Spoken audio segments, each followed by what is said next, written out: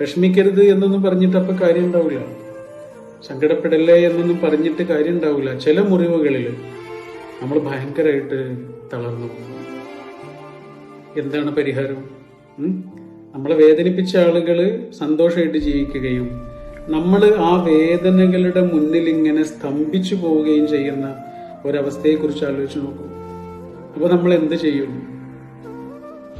ആകെ ചെയ്യാവുന്നൊരു കാര്യം ആ ഒരു കാര്യത്തെ മറന്നു പോകുക എന്നുള്ളതാണ്. മറക്കാൻ ശ്രമിക്കുക. മറക്കാനൊന്നും കഴിയില്ല. നമുക്ക് മറന്നതുപോലെ ജീവിക്കാനൊക്കെ കഴിയുള്ളൂ. ചില സങ്കടങ്ങൾ അങ്ങനെയാണ്. പിന്നെ ചെയ്യാവുന്നത് അവർക്ക് പുറത്തു കൊടുക്കുക എന്നുള്ളതാണ്.